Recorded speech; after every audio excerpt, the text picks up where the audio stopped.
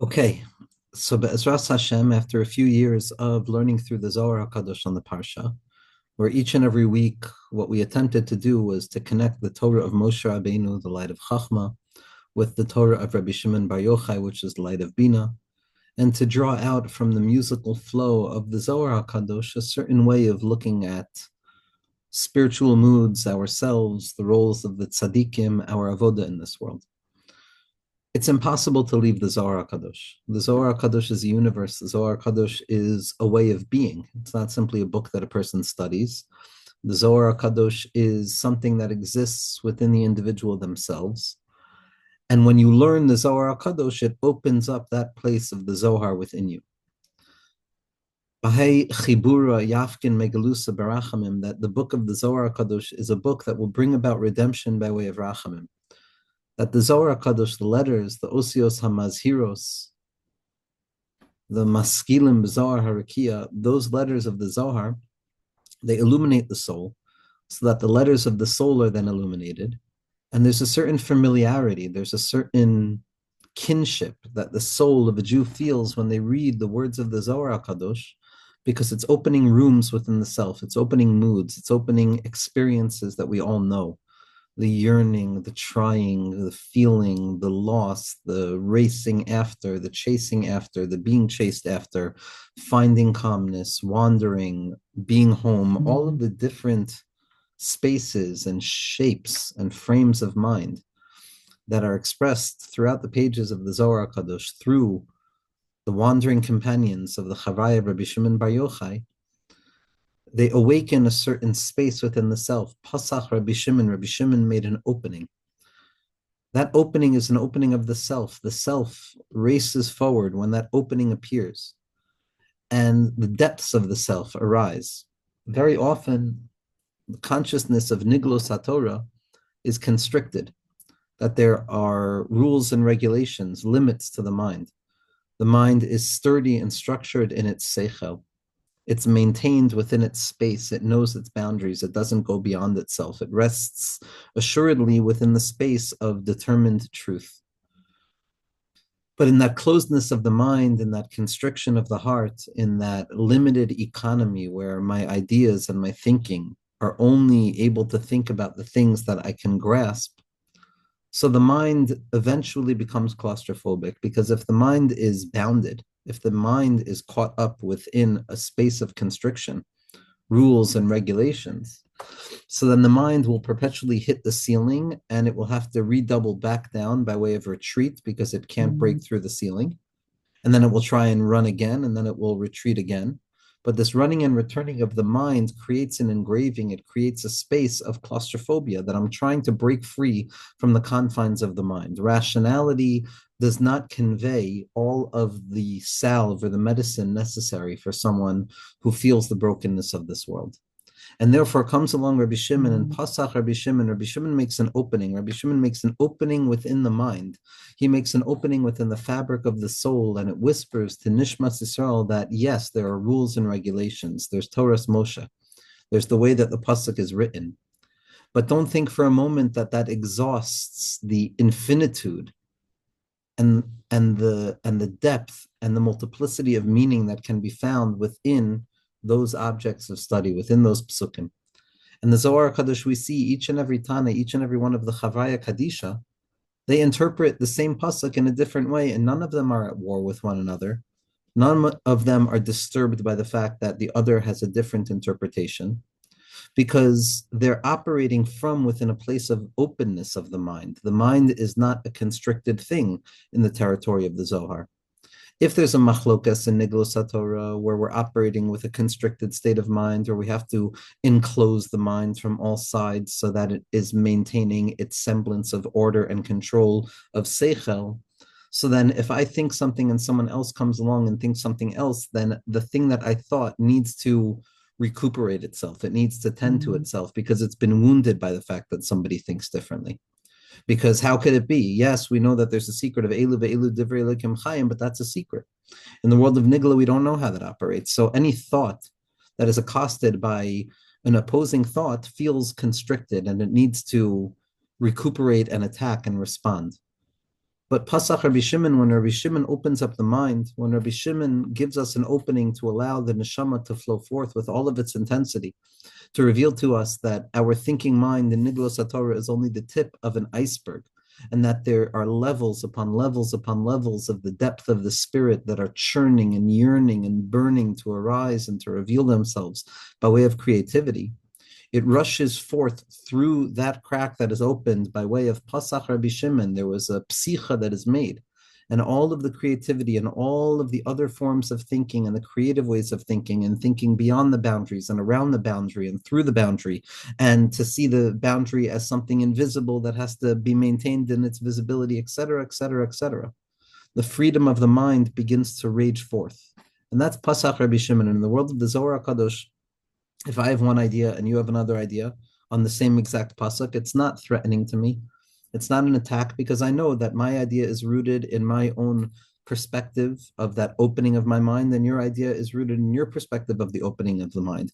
But through that lens of the opening that Rabbi Shimon opened up for us, Pasach Rabbi Shimon, he created an opening within the constriction of our thinking, and he revealed to us that the Jewish thinking process is itself the place of Chedushay Torah. It's not the Torah itself that's being taught that is what we're learning, but we're learning how to think, we're learning how to cultivate, we're learning how to choreograph the space of existence. When a Jewish person makes meaning out of this world, when a person lives an openness of mind where I realize that my coping and my thinking and my processing are all ways of drawing out secretions of light and drops of light from within reality, with that opening, with that freedom, then I'm not operating from a constricted space. I'm operating in a freedom, in a place of the freedom of the mind, in the place of imagination. Rabbi Shimon Bar Yochai, the Zohar HaKadosh, is ultimately the imagination of Torah's Moshe. Torah's Moshe is the seichel. A person is asur b'sichlo, as Rabbi Yisrael Salanter pointed out in the Geras HaMusar. A person is maintained and bounded within their intellect. The intellect knows its top and its bottom and its right and its left, and the pasuk is this and not some other thing, God forbid. And a person needs a seichel. But hidden within Torah's Moshe, revealed by Rabbi Akiva and Rabbi Shimon Bar Yochai, is the unconscious meaning that is pulsating through all of those fixed words, which is the imagination of the Torah, the world of Rabbi Shimon Bar Yochai, the world of the Zahiru Ilah, the world of Bina in its Tahara, the world of the clarity of the stars and their scintillating form, which remind us, a star, what does a star remind the person of? Because the starry night is what the Zohar HaKadosh represents. Maskilim kezoyer harakia yazhiru, that they'll shine like the brilliance of the stars. A star is a remnant, a roshem of an original presence that is not even there anymore. It's so far gone by way of the distance of time and space that the star explosion of light that leaves this residual spark that we see scintillating in the night sky, we're not looking at the actual kochav. We're looking at a remainder that remains even after the disappearance of the kochav, and that's the secret of the stars.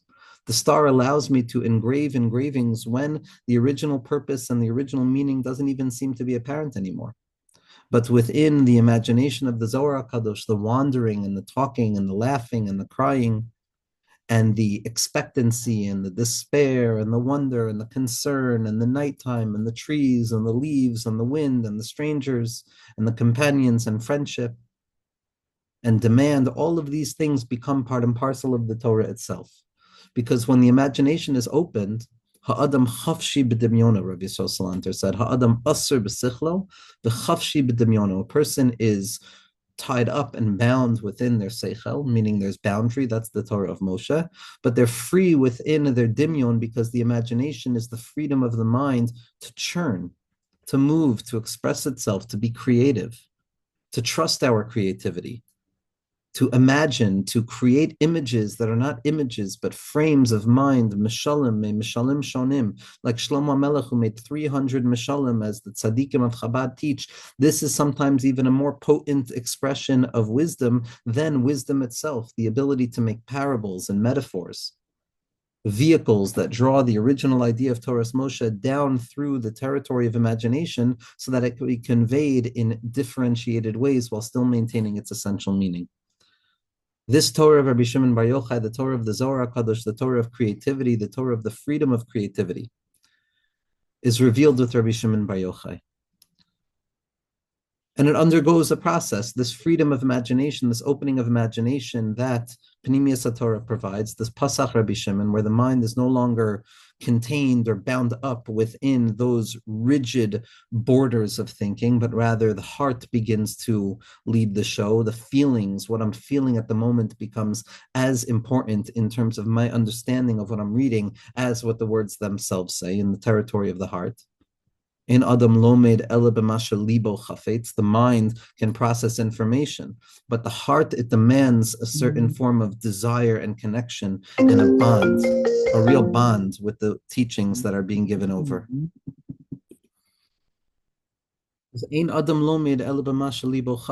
it comes to the Torah of the heart, when it comes to the Torah of the imagination, when it comes to the Torah of Rabbi Shimon Bar Yochai, the heart needs to be involved. And the heart is a messy place. Compared to the mind can be a clean place. The mind is a refined place and it knows its boundaries. But the heart is mavake sat shalo. It doesn't know any boundaries. The heart can break and be rebuilt, and it can have a stone covering it, and it can transform into flesh at the very same moment. The heart is the place of shifts and change and colors and imagination and openings and closings and creating pathways of meaning. And this is what the Zohar HaKadosh introduces us to. And then it goes through the system of the Arizal, and the Arizal gives us a shape of what does it mean to imagine. These are the real Mishalim, these are the worlds, these are the Partsufim, these are the Sfiros, this is how HaKadosh Baruch Hu reveals himself in the world. And the Arizal operated in the guise of a Navi. The Arizal operated in the guise of a prophet who received the vision of the worlds in the way that HaKadosh Baruch Hu wanted him to receive them. And the Arizal gave us over a picture of something that cannot be pictured, a shape of that which has no shape, a measure of that which is measureless, and a finite depiction of that which is fundamentally infinite. The system of the Arizal, the imaginative development of the Arizal system by way of Biyad HaNaviyah Medame, reveals to us fundamental metaphors that are fundamentally and ontologically real in spite of the fact that we have no grasp of them. We understand that this is how HaKadosh Baruch Hu created the shape of being. The Arizal enabled us to understand this. He gave us a taste of the Eitz HaChaim. But the purpose ultimately was for us to draw this shape of experience into our own lived experiences, which is what happens next with the arrival of the Baal Shem Tov HaKadosh. The Baal Shem Tov HaKadosh said, okay, Rabbi Shimon Bar Yochai, you opened up the territory of imagination. Pasach Rabbi Shimon. In the world of the Zohar HaKadosh, there's a freedom that flows, and the self is caught up within this fervor where every part of the self, every emotional hue, every feeling, every sense becomes a meeting point with HaKadosh Baruch Hu. And within that chaotic space of the Zohar HaKadosh, the Arizal had to come along and say, okay, imagination is unleashed, but here's the real thing that we're trying to imagine. We're trying to imagine the shapes of the world that HaKadosh Baruch Hu created. Now, obviously, there's no image, there's no measure, there's no number, and there's no limit, but nevertheless, these are theoretical thought structures with actual reference. The metaphors of the Arizal are real. They're real things. They're real metaphors. Mamish kavyachol. Tzimtzum is not a metaphor. Shvir Sakelim is not a metaphor. They're real metaphors. They represent things that take place in the worlds of Atzilus that we have absolutely no point of reference of. Our only point of reference is the ability to extrapolate meaning into our human consciousness, but our ability to try and uncover the latent meaning within the metaphors or the system of the Arizal does not deny, God forbid, the ontological veracity and significance and reality of those constructs, of the Partsufim. Heaven forbid. Because then Kabbalah just slips into something called philosophy, and it's not what it's meant to be. The Arizal gives us a system that we don't have any way of grasping other than by way of imagination. And then the Baal Shem Tov HaKadosh comes along and he says, Me besari echazeh, you want to understand the import of what the Arizal is giving us. You want to understand the mission that was opened up by Rabbi Shimon Bar Yochai in the Zohar HaKadosh, uncovering the latent meaning of what Moshe Rabbeinu himself was giving to us.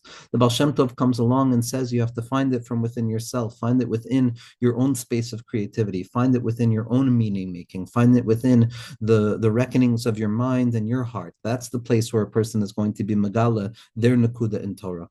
So we see that the entire edifice, and this is only one perspective that we can utilize to look at this unfolding process, but the imaginative freedom that's opened up in the Zohar HaKadosh undergoes a real definition in the Torah of the Arizal. And then the Baal Shem Tov HaKadosh comes along and says, now that we have the definition of what imagination should be imagining through the teachings of the Arizal, now what Hasidus teaches us is how to draw that down into our lived experience, how this imaginative capacity of the freedom of meaning making, of the reality of Nishmat Shaddai Tavinem, that the neshama itself is the site of understanding, that the neshama and its unfolding meaning making in this world is the clearest path to Ruach HaKodesh.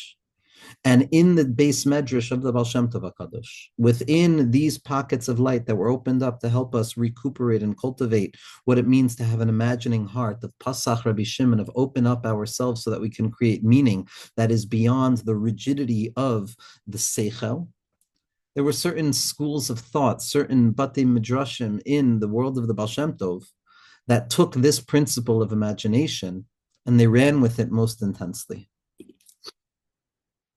Of those Batei Midrashim that took Dimyon most seriously, they took this world of Pasach Rabbi Shimon, where Rabbi Shimon takes the Torah of Moshe Rabbeinu and opens it up so that the heart becomes the receptacle through which the Torah is going to be revealed, so that Seichel is no longer going to be isolated in its ivory tower of the mind, but rather it's going to be refined and refracted and revealed through that very real space of the imaginative heart.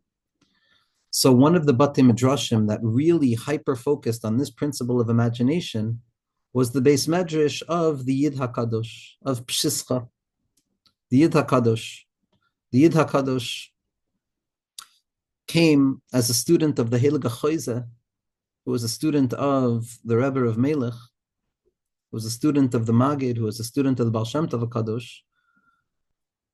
There was a certain concealment that was taking place in the history of Hasidus. It was focusing too much on the Seichel. It was identifying itself too much about what was known, and the unknown was hidden away.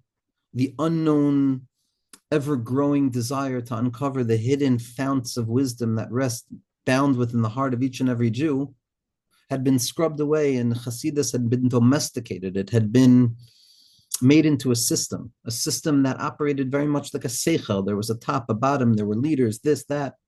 And so there was a mahapecha gedola, there was a big revolution within Hasidus to recuperate, to retrieve that inner kernel of Rabbi Shimon Bar Yochai, of Pasach Rabbi Shimon, that opening of the mind to allow the heart to flow forth with its imaginative strength of the neshama, of Nishmat Shaddai Tavinem, that HaKadosh Baruch Hu is what gives our hearts the capacity of understanding, of Kol Echad Ve'echad Lefum Shiura Delay, each and every person according to the conjecture of their own heart. And the Yid HaKadosh reopened this. He reopened the pathways of desire. He stopped focusing so much on that which was sturdy and built and revealed, and focused much more on that which was hidden, that which was concealed. And then comes along the Heilige Rav Simcha Bunim of Pshischa.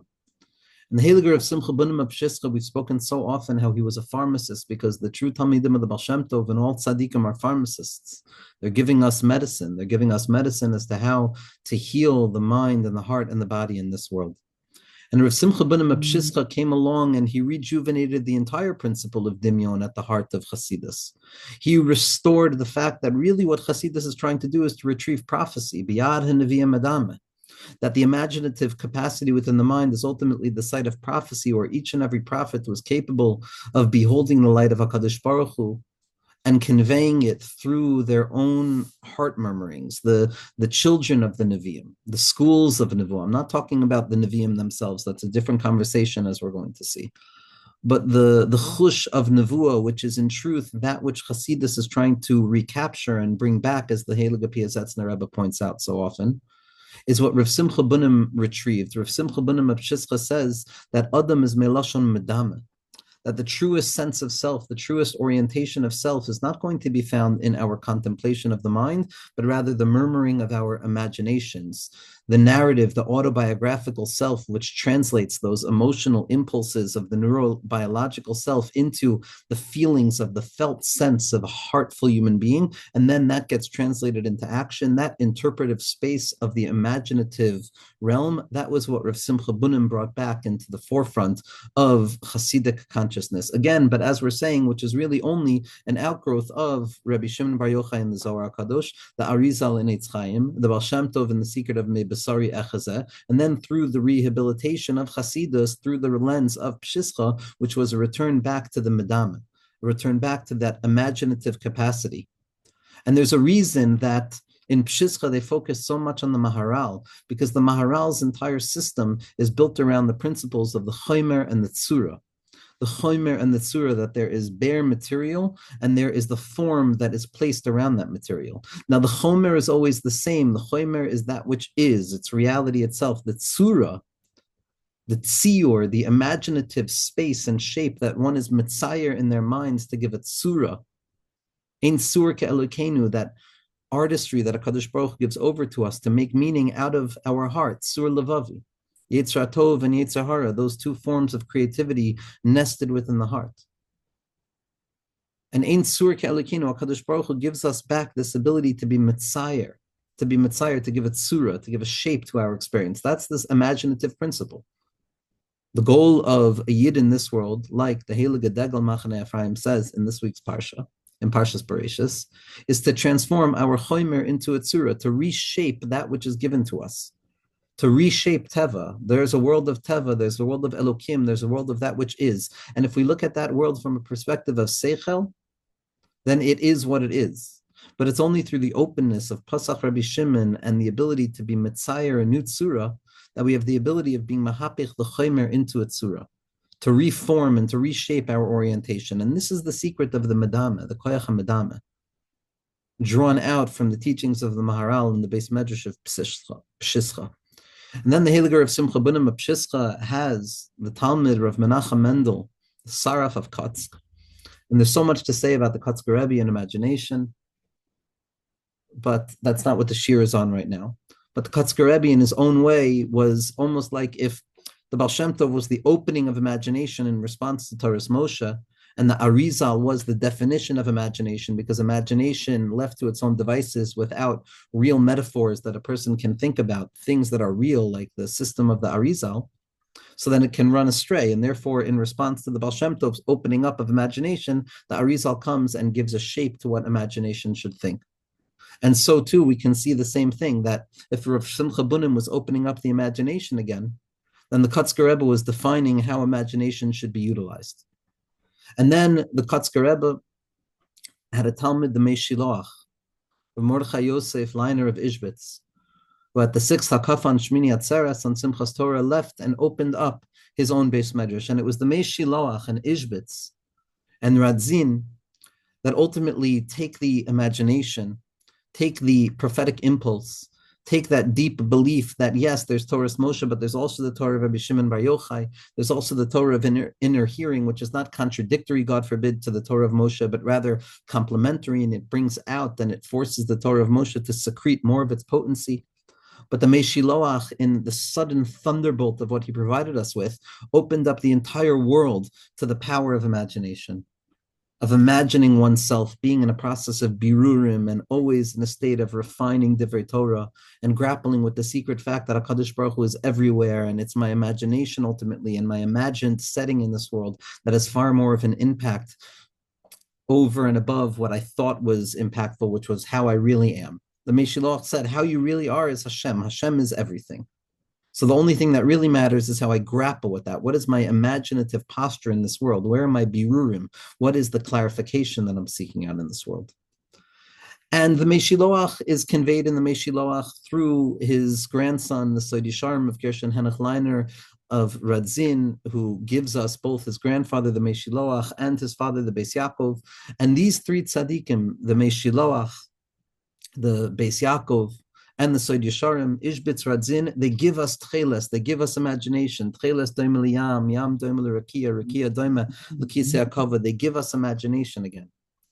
As we said, imagination is the secret of Purim, as we're going to see. It's the V'nahapechu asher yishletu haYehudim heimim b'seineihem.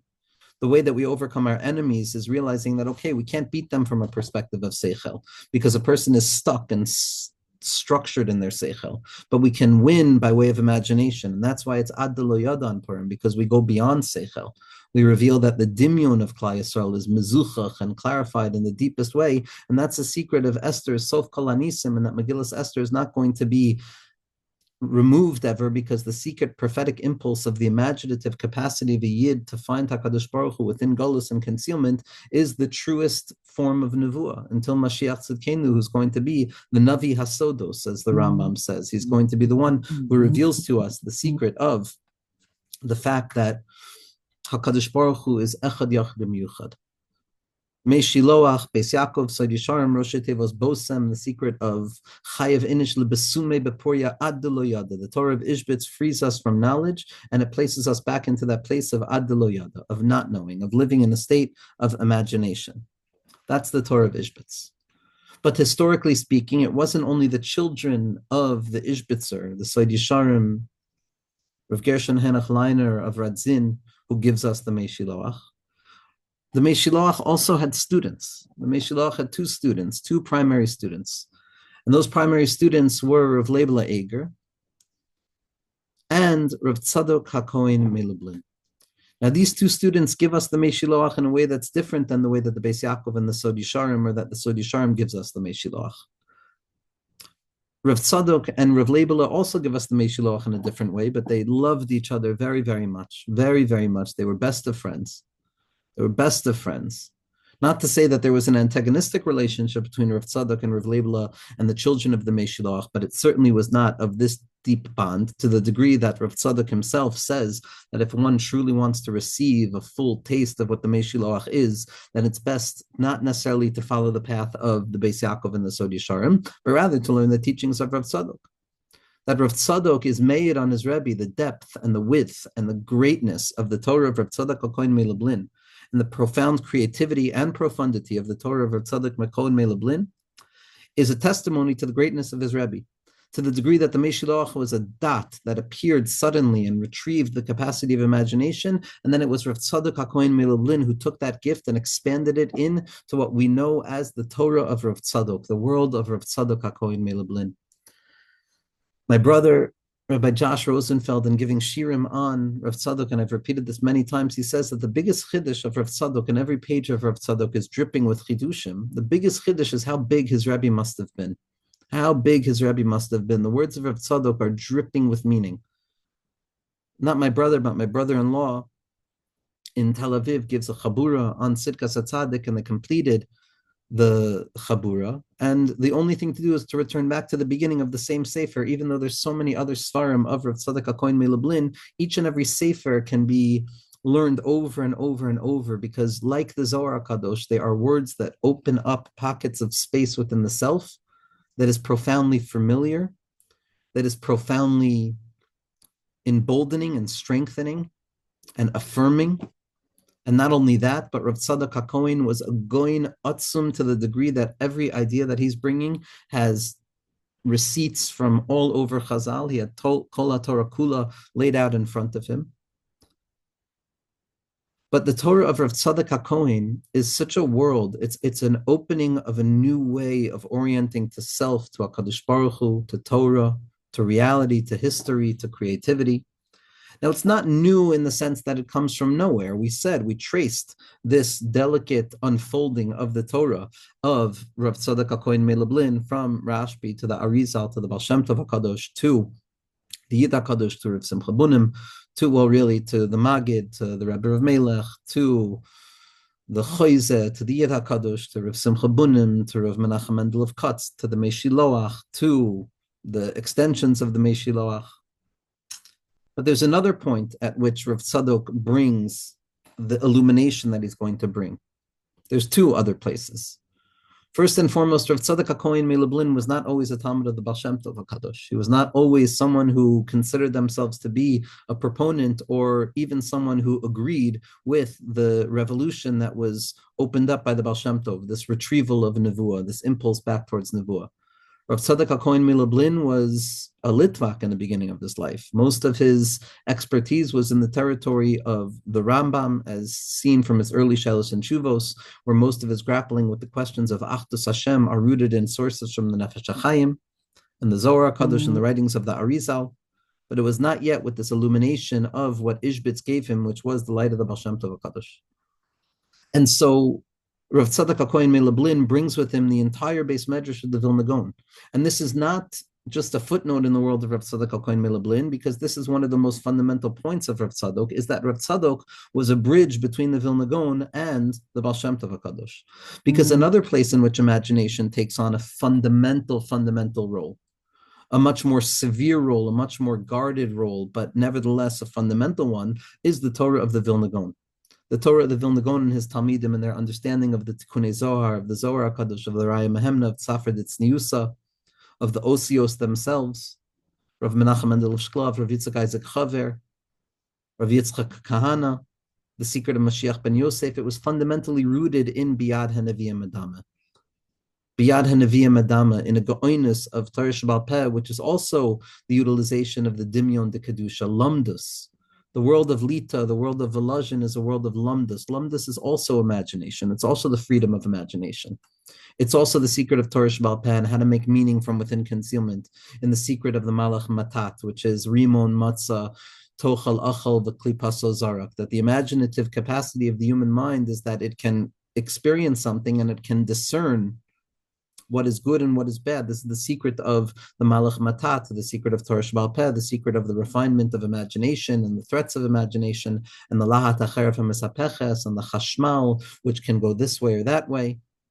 So Rav Tzadok HaKohen Milublin drags an entire element of Torah Sagra, which is a refinement of Dimyon by way of the severity of Lamdas, and he brings it into the base medrash of the Baal Shem Tov HaKadosh. Brings it into the base medrash of the Baal Shem Tov HaKadosh. In addition to drawing from the Vilna Gaon, and again, historically, this is very significant that Rav Tzadok HaKohen Milublin comes from the place of the Vilna Gaon, because in the future, Rav Tzadok HaKohen Milublin serves to bring Pnimius HaTorah back into the world of Lita, because the Torah of the Vilna Gaon was forgotten. The Torah of the Vilna Gaon in Kabbalah was left to the very few tznuim, tznuim chachma, who hid it away. And then the Leshem Shabbat came along and he revealed all of the light in the world. And then again, by way of the processes of exile and history, the Torah of the Gra in Kabbalah underwent a certain form of concealment. And what was revealed far more was the Niglas HaTorah of the Gra, which gave birth to the Olam HaYeshivos. And the Olam HaYeshivos, which is ultimately rooted in a fundamental impulse of the Gra's creativity, which is Limud HaGemara Aliba de Hilchasa, like the Chazon Ish v'chulei, as well as Brisk and all of these outgrowths of the radical gift of the creativity of the Jewish imagination when it sees its proper rootedness within the soul itself. Because ultimately it's the Torah of Rav Tzadok which suddenly, in modern history, becomes a bridge between Pnimius HaTorah and the yeshiva world, which theoretically did not expose itself to Pnimius HaTorah. Rav Tzadok was this secret agent, so to say. I remember hearing from my Rebbe, Rav Moshe Weinberger, that the world of Lita wants to call Rav Tzadok a Bal Machshava, as if it's in line with something that is removed from Hasidus and rather just more of like this Machshavas Yisrael that is open for the taking. And he said the opposite is true. Rav Tzadok HaKohen Milublin was an Eish. He was a Talmud of the Mei Shiloach. He was Mesiachis himself back to the Baal Shem Tov HaKadosh. But at the same point, this undercover process of the Torah of Rav Tzadok being so radically clear, creative, and rooted in both Lita and the world of Hasidus, the Torah of Rav Tzadok has broken the barrier and it's made its way into the Olam HaYeshivos, where every yeshiva has the writings of Rav Tzadok on the shelves. When Rav Eliyahu Dessler, who was again one of the most significant crossover agents in history in bringing the Torah of Hasidus into the world of yeshivos, into the world of Lita, the first drasha that he gave when he came to Banovich was Rav Tzadok's teachings on Shimshon HaGibor, which are some of the most radical teachings in Yisrael Kadoshim. Rav Dessler also learned Torah's Hasidus Chabad in a very deep way with Rav Richard the Masmid, where he studied Shar Yichud V'Amunah and said it was the most illuminated spiritual work of his life. We studied the words of Rabbi Nachman, and even two of the Makoros of Rabbi Nachman make it through censorship in Michtav Me'Eliyahu, Chidushim in the time. Rav Shraga Feivel Mendelovich, the architects who allowed for the porous boundaries between Panemius Torah and Hasidus and the world of the yeshivos, which was seemingly concealed from that light, are all rooted in the Torah of Rav Tzadok. So this space that Rav Tzadok occupies, this liminal space of drawing from the Baal Shem Tov HaKadosh and the Vilna Gaon, is fundamentally in line with what we're going to be talking about from Rav Tzadok, which is his focus on imagination.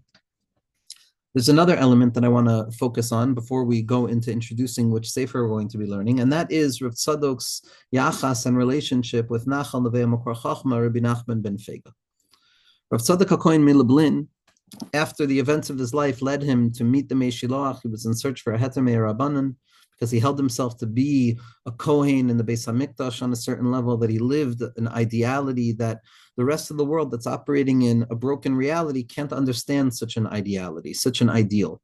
But the world of Rav Tzadok is a world of ideals because it's the revelation that we're the ones who create the ideals. And so Rav Tzadok HaKohen was on a derech to find the absolute level of truth.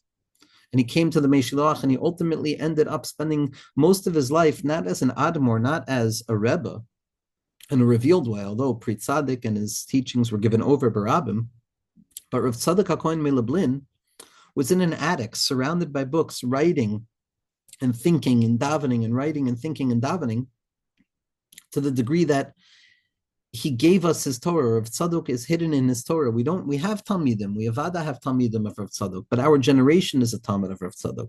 Just as our generation is a Talmud of Rabbi Nachman, just as our generation is a Talmud of the Mei Shiloach, so too our generation itself is a Talmud of the writings of Rav Tzadok HaKohen Milublin. And Rav Moshe Shapiro, Zchus Yagen Alinu, also took so much from Rav Tzadok and drew out so much from Rav Tzadok.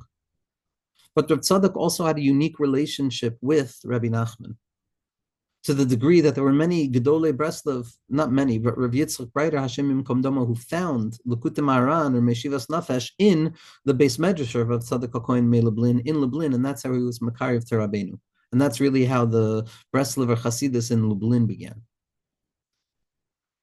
Rav Tzadok HaKohen Milublin gives us a full commentary on Sefer Hamidos, which is one of the most cryptic offerings that Rav Nachman gives us, a book of the Aleph Beis, a book of how to be in this world.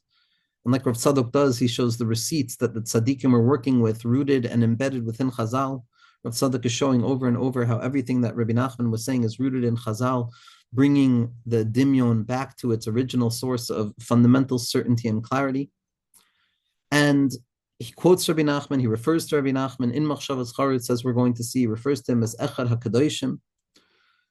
But I heard in the name of Rav Yitzchak Shlita, and I never saw this written, but I heard in the name and I clarified through Talmidim of Rav Yitzchak that the Rebbe said that Rabbi Nachman was not able to finish his job fully in terms of giving over his Torah, to give the full measure of the Torah that he wanted to bring into reality.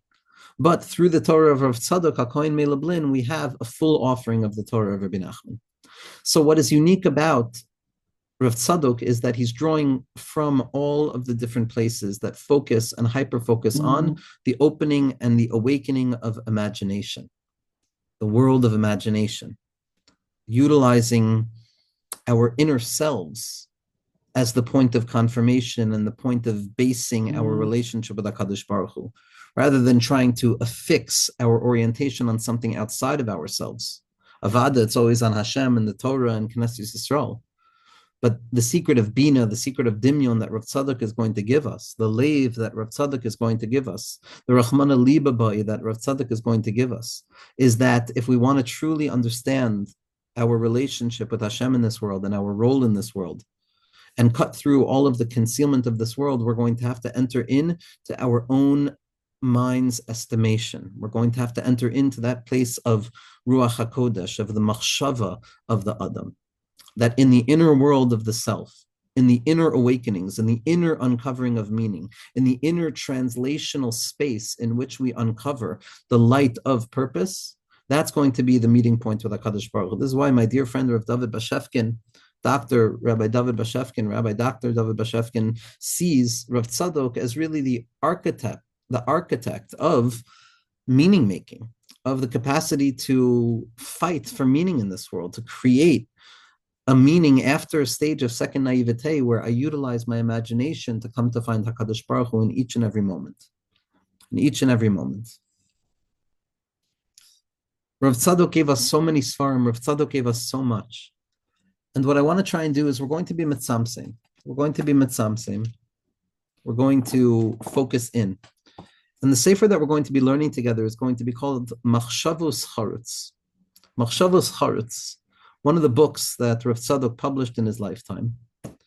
And this book has 21 pieces. 21 is the gematria of Eheke, which is the secret of Bina, which is the secret of Anazam in the Meheve, which is the secret of creativity, which is the secret of Tsar Tsura, Begotsura, Tsiura delay, making images and shapes within our imaginations to conceive of HaKadosh Baruch Hu's presence. And in this Sefer Machshavos Charutz, we're going to encounter a real general overview of how Rav Tzadok recommends us living in this world. Now, the Torah of Rav Tzadok is so beneficial on two accounts. Number one, it is the most affirming Torah in the world. It reminds you that you are with HaKadosh Baruch Hu no matter where you are, that you're never away from HaKadosh Baruch Hu, that there's never a moment where HaKadosh Baruch Hu is absence, that the tzimtzum is not kipshuto, and he gives us a space of living with HaKadosh Baruch Hu in a state of sheer dvekus and joy of our machshava and limud Torah and tefillah, that a Jew can live always, always connected. And at the same point, Rav Tzadok's Torah is fundamentally convincing. It's not only affirming, but it's convincing. Very often there's Torah that's affirming. It makes you feel good about yourself. It gives you strength. But when you really think about how convincing this is, if that still matters to a person, they want it to be convincing, so then they'll be able to say, okay, this is not such convincing Torah. This Torah is not so convincing. Where are the receipts? This is one person's interpretation, v'chule, v'chule. But what Rav Tzadok does, and this is perhaps one of the most fundamental elements in Rav Tzadok's project, so to say, is that every chiddush that he's offering us, which feels so fundamentally recognizable, and it evokes within us our best self and our best coping mechanisms in the face of concealment, it's also convincing because he's showing us that this is exactly what Chazal were saying all along. This is not an innovation. This is not something new. This is not something that the Meshilach created, not something that the Kotzker created, not something that Rav Simcha Bunim created, not something that the Yira Kaddish created, not something the Baal Shem Tov created, not something that the Arizal created, not something that the Heilige Rashbi created, not something that Moshe created. It's what HaKadosh Baruch Hu reveals into the world. Das Torah, this is what Chazal are telling us. To live with this perspective of ease and calmness and goodness and an ever-present sense of connectivity. Machshavos Charutz, the word Charutz can mean one of two things. Charutz can mean gold, and Charutz can also mean decisive and engraved and making a cut. If something is not Charutz, it's floating. It doesn't have a point of incision or impression. It doesn't make a roshem. For a charitza, there has to be an engraving. There has to be a decision that this is the place that this thing is going to be expressed. So there's a decisiveness to it. A decision comes from the language of to decide, which is rooted in the suffix associated with murder and destruction. Why? Because every decision is a cutting away of another sad. And that decisiveness is what the machshava has to open itself up to. This pinpoint nature of the mind, because as we're going to see, to uncover the freedom that imagination provides us with, it's going to be in the liminal space and the bridge connecting the heart of the mind and the mind of the heart. The heartful experiences that are conjured up within our cognitive selves, and the emergent autobiographical stories that we tell ourselves and our emotional hues and our feelings that are expressed within the heart. The yichud of the moach and the leiv, this is the territory that Rav Tzadok is going to give us. And this territory exists within the mind. It's the pinpoint of the mind. It's that razor-sharp point of thinking. That a person is found in the place that their thoughts are found, as the Meshilach opens up Meshilach with, in the name of the Baal Shem Tov HaKadosh. But charetz also means golden, and it's this incision, this reshimu, this tzimtzum into the mind, this collapsing into the mind that gives us insight into the golden nature of our spirits, into the gold, the zahav, the wondrous worthiness and value that is available to a Jew when they think with HaKadosh Baruch Hu. A book written about Rav Tzadok was called Thinking God. Thinking God. That the thought is ultimately the place in which we're going to encounter HaKadosh Baruch Hu, and that's going to be the territory of dimyon, imagination, meaning making. And it's here where the rehabilitation takes place. If a person learns the words of Rav Tzadok, like in your miklat, and they're coming to Rav Tzadok as a pharmacist, they're coming to Rav Tzadok as a doctor, so then the medicine that a person is going to get from Rav Tzadok is not even going to feel like medicine, because it's going to feel like the most basic postulates of how we need to live our lives. Ishbitz, Radzin, Beis Yaakov, Rav Tzadok, these are not chidushim. A person can't live without this Torah. The world is too urgent. A person cannot live without the teachings of Rav Tzadok. I don't understand how a person who doesn't have Rav Tzadok and the Meshiloach and Ishbitz and Radzin, if they don't have that framing of mind, if they don't have this ground of being, of these tzaddikim who came from the Beis Medrash of Ishbitz, came from the Kotzker, then I don't understand how a person can make their way through this world in any meaningful way. The Torah of Rav Tzadok is a medicine that's almost like the most basic air and water and bread that we need to survive, which is why the Torah is so profoundly creative, but also at the very same point, so profoundly familiar. It resonates, it finds a place, and it's almost like Rav Tzadok was eavesdropping into the modern or the postmodern or the post-postmodern or et cetera, the post-traumatic mind of modernity at the end of history, the Ikvas of the Mashiach. It's almost like this Kohen Lekel Elyon, this Kohen Asher Yishmeru Das, that a person can receive Torah from a Kohen who guards wisdom and cherishes every drop of word that emerges from their mouths. A tzaddik like that, a Kohen like that, has the ability of giving us a path within the sea, a path of menucha. So Machshavas Charutz is going to be a descent into what is thinking, into what is imagination, and into the cultivation of meaning making in our lives.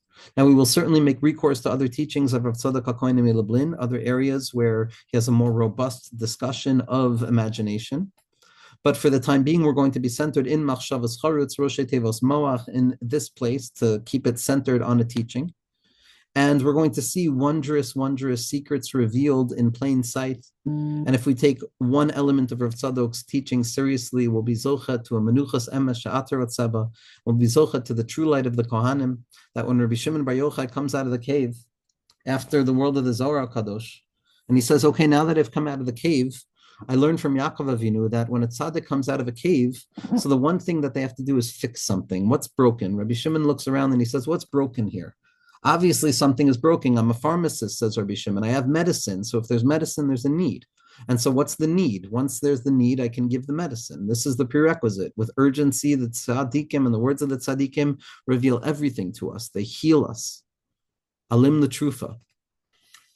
And Rabbi Shimon comes out and they tell him there's a suffix of Tumas Misa for the Kohanim in Tiberia, and it's not clear if the Kohanim can walk there. And Rabbi Shimon says it's Tahor Ir Tiberia. And so we can say as follows, B'derech Efshar, that where Rabbi Shimon comes out into the field of Tiberia is the place of Dimyon, the place of Tcheles, the place of the Kinneret, the place of the Kinor of the heart, the place of Tcheles doimel yam and yam doimel Rakia and Rakia doimel Kisei HaKavod, in that place of Tiberia, the Shuke Tiberia, the place of Rav Menachem Mendel Vitebsk, the place of Rav Menachem Mendel of Shklov, the Talmidim of the Baal Shem Tov, the Talmidim of the Gra, who both came to Eretz Yisrael because of the secret of being Metakein the Medame, being Metakein Malchus. And in that place of Tiberia, of Dimyon, there's a suffix Tumas Misa. It's not clear because we're going to see Dimyon comes into the world through Chet of Eitz Hadas. It's a dead thing. Only Das gives a person Dimyon and the feelings of the heart. And in spite of the fact that there's profound gifts and gold that are hidden in it, at first glance, we're no longer in the place of the mind. We don't know what we're doing anymore. And so there's a suffix Tumas Misa, and the Kohanim, everybody could be a Kohen if they attach themselves to the Torah, as the Rambam tells us at the end of Shemitah and Yovel. But the Kohanim didn't know how to deal with the world of Dimyon. There was a suffix Tumas Misa here, and Rabbi Shimon comes out and he's Tahir Ir Tiberia for the Kohanim. He purifies the land, and he says that it's tahor. Imagination is something that can be lived with and cultivated in the secret of Torah Shebal Peh and Lamdus and the Biyad and Nevi'ah Madame. And who did he matar it for? For the Kohanim, for the world of Rav Tzadok. Without Rashbi, there is no Rav Tzadok HaKohen Melablin. And we're going to see Be'ezras Hashem how Rav Tzadok is going to create space within our minds and hearts to welcome HaKadosh Baruch Hu in, to welcome calmness in, to welcome meaning in, to welcome creativity in, to welcome joy in, to welcome comfort in, to welcome tahara in, to welcome dreaming in. Rav Tzadok wrote about his dreams. He took his dreams so seriously. He believed in imagination, and we're going to believe in the secret of Biyad HaNeviya Medama, and that there's an awakening of B'nai HaNeviim, as Rav Kook says, Sefiche HaNevua are Miskadel Ba'aretz, in the land of Eretz Yisrael, where the Dimyon is Mezuchach. We have the ability of retrieving Nevuah, of retrieving the value of thinking and thinking with Hashem and Hashem thinking through us.